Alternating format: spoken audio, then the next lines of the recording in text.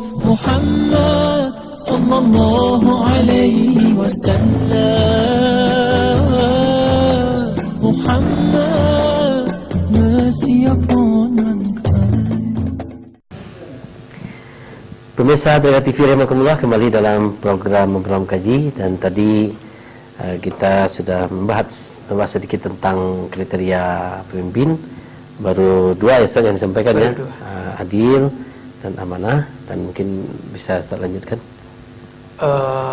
Tadi kita katakan bahwa masalah amanah itu ketika seseorang ingin mendapatkan amanah ini, pertama tentu yang harus diluruskan masalah orientasi. Kemudian ketika memang seseorang diberi amanah dan ternyata umpamanya katakanlah sebagai anggota dewan dan dia duduk, maka dalam hal ini tentu dia berusaha untuk menunaikan amanah yang diembankan kepadanya gitu. Nah, karena ini harapan masyarakat ketika dia duduk menjadi seorang anggota dewan, tentunya adalah dia setidak-tidaknya dia mampu menjalankan fungsinya sebagai seorang anggota dewan, wakil rakyat ya, sebagai wakil rakyat. Kemudian selanjutnya kriteria berikutnya dari seorang pemimpin adalah sehat. Sehatnya.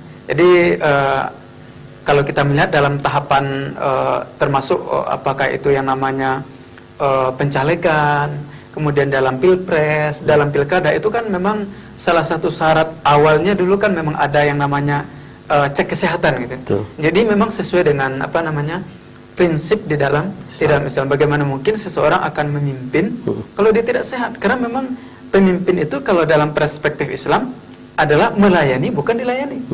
Yang namanya kita melayani masyarakat itu butuh energi, butuh tenaga, dan itu perlu sehat. Betul. Kalau orang tidak sehat, bagaimana dia akan melayani?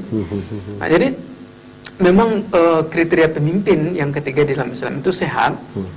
Termasuk dalam ayat yang tadi kita bacakan, inna khaira man ista'jarta al-qawil amin. Qawi itu artinya berarti dia secara fisik sehat, sehat dan kuat. Begitu juga di dalam surah Al-Baqarah ayat 247, ketika Allah Subhanahu wa taala menceritakan tentang Talut dan masyarakatnya. Apa kata Allah? Wa qala lahum nabiyuhum, berkata nabi mereka, innallaha qad ba'atsa lakum Taluta malika, sesungguhnya Allah sudah menetapkan Talut sebagai raja bagimu. Jadi Allah menetapkan Talut sebagai raja. Apa kata Bani Israel? Qalu anna yakunu lahul mulku alaina, bagaimana mungkin dia mendapatkan kekuasaan? Wa nanu ahaqqu bil mulki min, kami ini lebih pantas, lebih layak menjadi pemimpin. Jadi Bani Israel ini dia merasa Talut ini tidak layak dia jadi pemimpin. Kami ini lebih yang pantas jadi pemimpin, kata Bani Israel. Walam yu'ta sa'atan minal mal. Ini Talut ini orang miskin gitu. Talut ini nggak punya uang, nggak punya dana gitu. Masa dia jadi pemimpin gitu. Jadi ini parameter orang-orang Bani Israel yang materialisme gitu ya, yang mengukur segala sesuatu itu dengan materi. Menurut mereka orang yang layak jadi pemimpin itu adalah orang yang kaya, orang yang punya harta. Sementara orang miskin, orang tidak punya uang dilarang jadi pemimpin gitu.